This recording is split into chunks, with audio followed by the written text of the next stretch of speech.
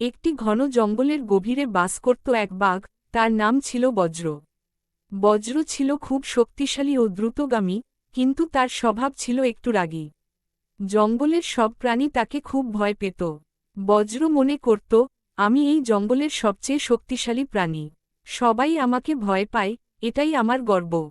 কিন্তু তার এই গর্বই একদিন তাকে বড় সমস্যায় ফেলে দিল। একদিন সকালে বজ্র শিকার খুঁজতে বের হল। সে অনেকক্ষণ ঘুরেও কোনো শিকার পেল না। রাগে সে গর্জন করতে লাগল। তার গর্জন শুনে সব প্রাণী লুকিয়ে পড়ল।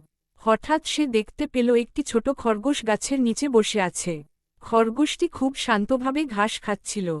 বজ্র ধীরে ধীরে তার দিকে এগিয়ে গেল। ঠিক তখনই খরগোশটি তাকে দেখে ফেলল। কিন্তু ভয় পালিয়ে না গিয়ে সে বলল, বাঘ মামা, আপনি এত রাগ করছেন কেন? বজ্র অবাক হয়ে বলল, তুমি আমাকে দেখে ভয় পাচ্ছ না? খরগোশটি বলল, ভয় পাচ্ছি, কিন্তু ভয় সব সময় সমস্যার সমাধান হয় না।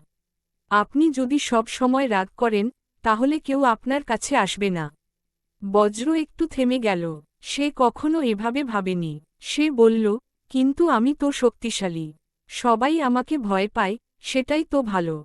খরগোশটি মৃদু হেসে বলল, শক্তি শুধু ভয় দেখানোর জন্য নয়, শক্তি দিয়ে অন্যদের সাহায্য করাও যায়। এই কথাগুলো বজ্রের মনে দাগ কেটে গেল। সে সেদিন খরগোশটিকে ছেড়ে দিল এবং চিন্তা করতে লাগল। কিছুদিন পর জঙ্গলে এক ভয়ানক ঝড় এল। অনেক গাছ পড়ে গেল, নদীর পানি বেড়ে গেল, আর অনেক প্রাণী বিপদে পড়ল। বজ্র তখন বুঝল, এটাই তার শক্তি কাজে লাগানোর সময়। সে দৌড়ে গিয়ে একটি পড়ে থাকা গাছ সরিয়ে দিল, যাতে হরিণরা বের হতে পারে। আবার সে তার শক্তি দিয়ে ছোট প্রাণীদের নিরাপদ জায়গায় নিয়ে গেল। সব প্রাণী অবাক হয়ে দেখল, বজ্র তাদের সাহায্য করছে। তারা ধীরে ধীরে তার প্রতি ভয় ভুলে গেল। ঝড় থেমে যাওয়ার পর সবাই বজ্রকে ধন্যবাদ জানাল। সেই ছোট খরগোশটিও এসে বলল, দেখলেন তো, আপনি চাইলে কত ভালো কাজ করতে পারেন। বজ্র হাসল। সে বলল, তুমি ঠিকই বলেছিলে। শুধু শক্তি থাকলেই হয় না, সেই শক্তি কিভাবে ব্যবহার করছি সেটাই আসল।